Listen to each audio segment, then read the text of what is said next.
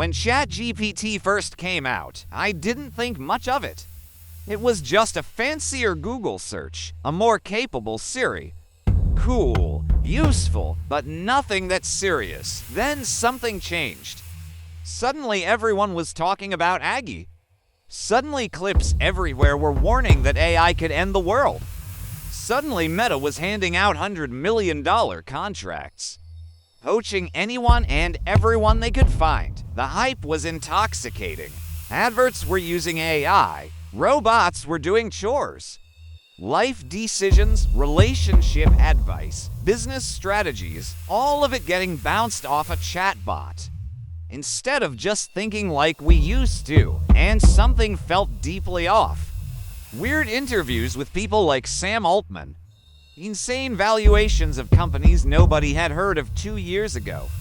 The suspicious death of a whistleblower that nobody wants to talk about. Everyone's screaming about how dangerous AI is, while making literally trillions from it. So what the hell is actually going on? Because none of it makes sense. Unless you're asking the wrong questions entirely, which is what this video is about. ChatGPT launched in November 2022. Within months, it had infiltrated every part of our lives. Need to write an email.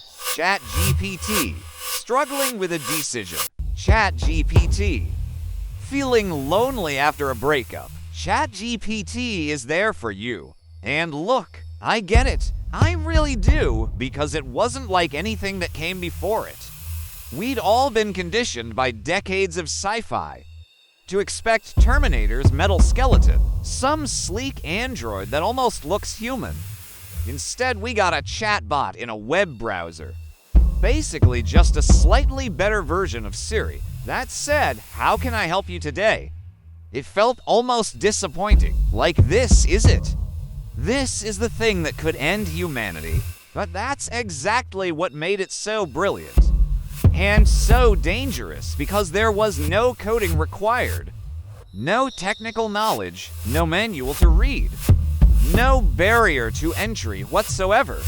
No ads, no garbage around it, just simple. ChatGPT hit 100 million users in just 8 weeks. Instagram took 2.5 years to hit that number. TikTok needed 9 months. Nothing in the history of technology had ever spread this fast, and we all walked straight into it. Now let's talk about the money, because this is where it gets really strange. Microsoft dropped $10 billion into OpenAI in January 2023, basically betting the entire company's future on a chatbot. Meta was allegedly offering $100 million signing bonuses to poach AI researchers from OpenAI when that got called out as exaggerated. The real numbers came out, and somehow they were even crazier. One report claimed Meta offered a single researcher $1.25 billion over for years. The person said no because they had better options. People took to Reddit to ask the obvious question. What could one person possibly know that's worth more than $1 billion? Whatever it is, it's probably not something the world is supposed to find out. Then there's Nvidia, a company most people had barely heard of. Stock jumped 239% in 2023. Then another 171% in 2024, a 5-fold increase in just 2 years, adding the equivalent of the entire GDP of the UK to the stock market in 2 years. But here is the part that analysts are losing their minds over. OpenAI in the first half of 2025 brought in $4.3 billion in revenue. Sounds incredible, right? In that same period, they posted a net loss of $13.5 billion. They are losing $3 for every single dollar they make. They are projected to burn through $115 billion by 2029. ChatGPT has 800 million users globally. Only 5% actually pay for it, which means 760 million people use it for free. And every single one of them costs OpenAI money every time they type a single prompt. They even launched a $200 per month plan. And Altman publicly admitted they still lose money at that price. One analyst called this a financial nuclear bomb. Another said the AI bubble is already 17 times larger than the dot-com crash, 4 times bigger than the 2008 housing crisis. So why does nobody seem to care? Why do they keep pumping billions in like none of it matters? Because the business model was never about subscriptions. Not even close. Now we need to talk about Sam Altman, because there's one incident that reveals AI is something far more than just another technology. Tucker Carlson sat down with Altman for an interview that got uncomfortable fast. He brought up a 26-year-old OpenAI researcher, someone who had worked there for years. This researcher had gone public with accusations that OpenAI was training its models on copyrighted material without permission.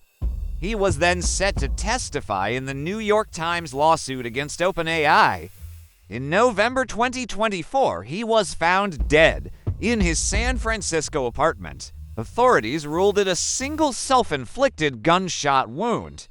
The door was locked from the inside, no signs of forced entry. A wig was found nearby, blood in multiple rooms. He had been ordering DoorDash just before it happened. Case closed. His parents rejected that conclusion entirely.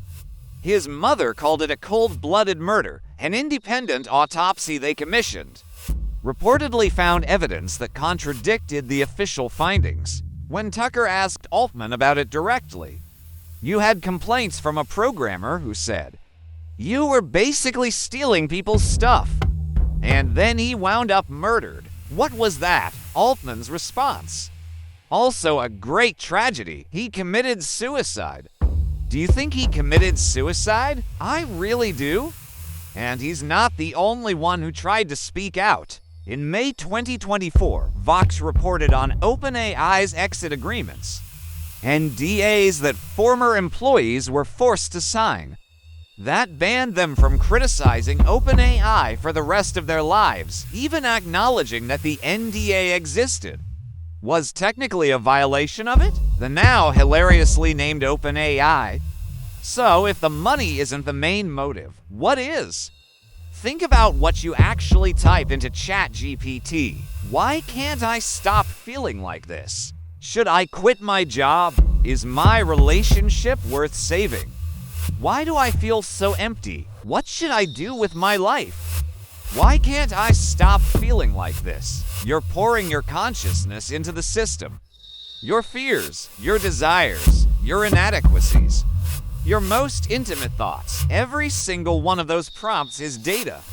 Behavioral information about how humans think. What they want, what they fear, what breaks them, what motivates them.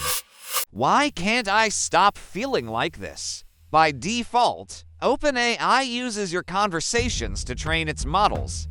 Unless you manually opt out, a Stanford study found all 6 major AI companies collect user conversations for training, often without explicit consent. And here's what makes AI conversation data uniquely powerful compared to what Google or Facebook already have.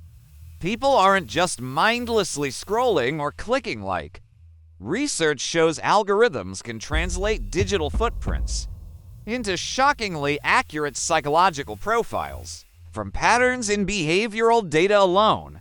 And then there's the political dimension. OpenAI's own internal reports found that strongly charged prompts exert massive pulls on objectivity.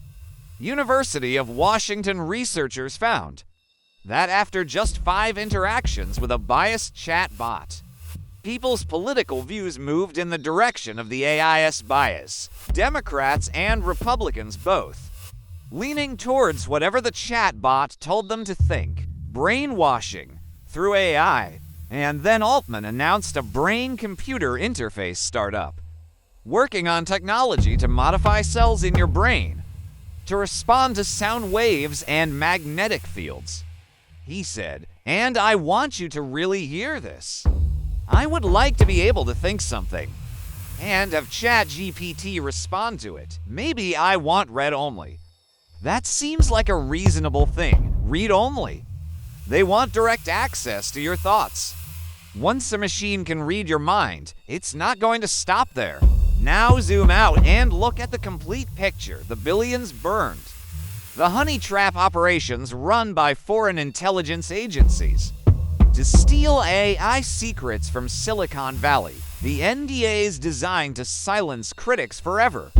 The whistleblower dead under suspicious circumstances. The safety teams dismantled. The military contracts. The Silicon Valley executives literally putting on army uniforms. This does not look like companies trying to build helpful technology. They killed third spaces. They replaced real conversation with likes and comments.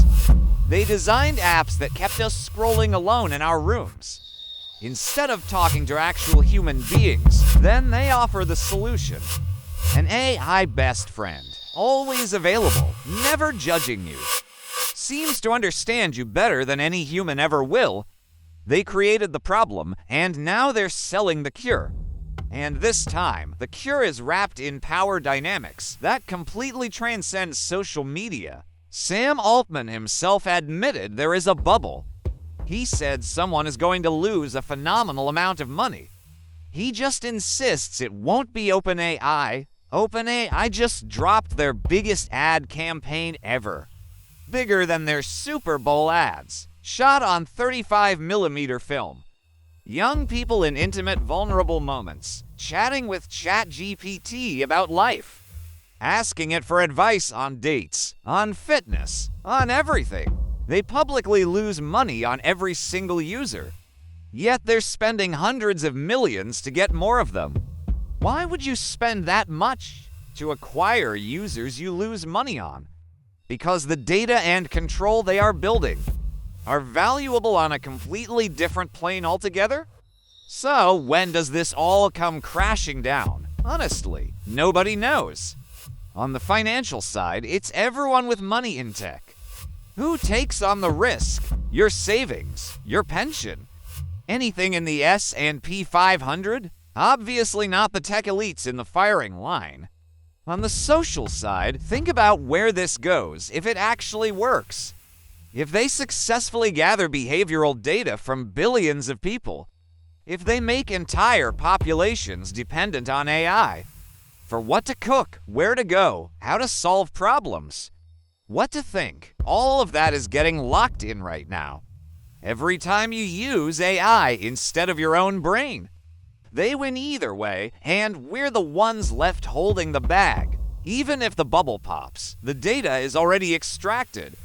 The dependencies are already formed. The thinking patterns are already altered. And that might be the scariest part of all. The technology isn't only adapting to us.